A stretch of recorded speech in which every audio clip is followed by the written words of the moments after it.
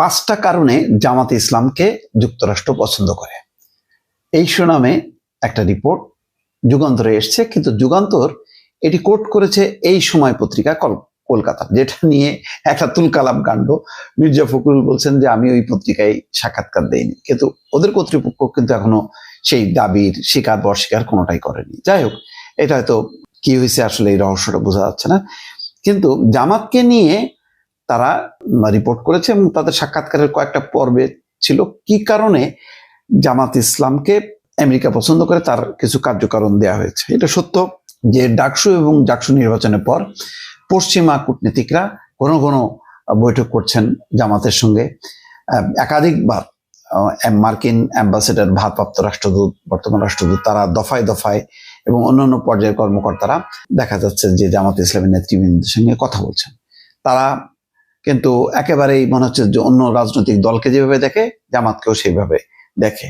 ওই আক্তার হোসেনের মতন ওই গোড়ানা যে হাত বাড়াই দিল একজন নারী কর্মকর্তার, মানে তার সাথে হাত মেলাবে না, এই টাইপের রাজনীতি সম্ভবত জামাত করে না। জামাত অনেক ফাস্ট, অনেক আধুনিক। কিন্তু তারপরেও যেহেতু নামটা বাংলাদেশ জামাত ইসলাম একটা ধর্মীয় রাজনৈতিক দল হিসেবে পরিচিত, ফলে আন্তর্জাতিক পর্যায়ে একটা গ্রহণযোগ্যতা তাদের কম, এটা সত্য।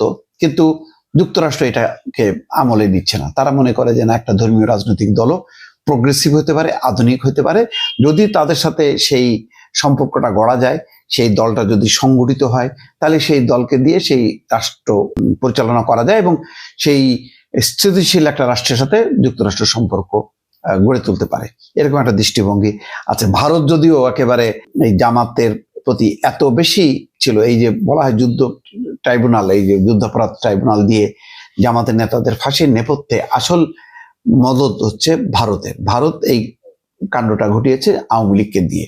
এখন ভারতও মূল্য, আওয়ামী লীগও মূল্য। যা কি কারণে? 5টা কারণ। একটা কারণ, তাদের নেতারা উচ্চশিক্ষিত, বাণিজ্যিকভাবে অত্যন্ত সফল। কথাটা কি মিথ্যা? সত্য। 2, তাদের আচরণ খুব ভদ্র, সভ্য, কথা বলা যায় তাদের সঙ্গে, ম্যানার্স খুবই ভালো। এটা কি মিথ্যা নাকি সত্য? আপনারা বিচার করেন।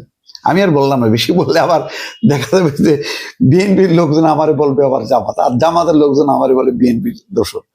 মহা বিপদে আছি ভাই সাংবাদিকতা স্বাধীনভাবে করতে গেলে। আচ্ছা, 3 নম্বর হচ্ছে তারা ফেলে আসা ইতিহাসের কোনো একটি সময় ভিন্ন পদক্ষেপে, অর্থাৎ মুক্তিযুদ্ধের বিরোধিতার কারণে বাংলাদেশের শাসক দলের হাতে নির্যাতিত এবং মানবাধিকার বঞ্চিত। একদিক দিয়ে মিল আছে, কিন্তু আমেরিকা কিন্তু বাংলাদেশের স্বাধীনতাকে স্বীকৃতি দেয়নি, বিরোধিতা করেছে, পাকিস্তানকে সহায়তা করেছে। ওই সময় স্বাধীনতার সময় বাংলাদেশের বন্ধু ছিল ভারত আর রাশিয়া, তো সেই অর্থে আবার জামাতের সাথে মিল আছে। আচ্ছা, 4 নম্বর হচ্ছে জামাত গণতান্ত্রিক ব্যবস্থায় বিশ্বাস করে। এটা খুব গুরুত্বপূর্ণ। একটা ধর্মীয় রাজনৈতিক দল হলো তারা গণতান্ত্রিক ব্যবস্থায় বিশ্বাস করে, এটা হলো তাদের একটা ভরসার জায়গা।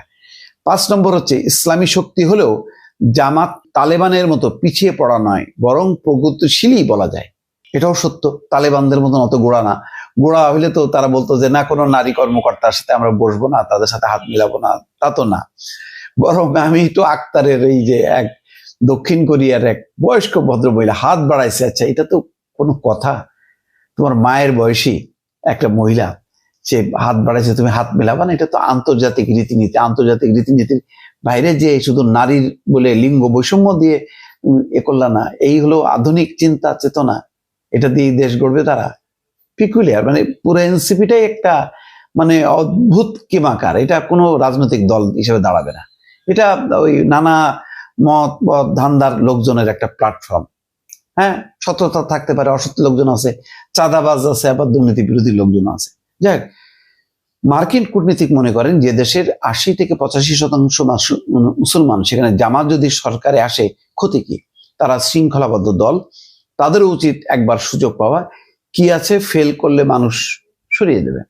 অর্থাৎ গণতান্ত্রিক ব্যবস্থা যদি হয়, তারা যদি ফেল করে তাহলে মানুষ ভোট দিয়ে করবে। আর যদি গণতান্ত্রিক ব্যবস্থার বাইরে যায়, তখন তারা চাপের মধ্যে পড়বে, আন্তর্জাতিক চাপ, দেশীয় চাপ। সুতরাং জামাতকে কেন সুযোগ দেওয়া হবে না? কেন তারা নির্বাচন করে ক্ষমতায় আসতে পারবে না? আসলে একেবারে মহাভারত অশুদ্ধ হয়ে যাবে, এই দৃষ্টিভঙ্গি কেন?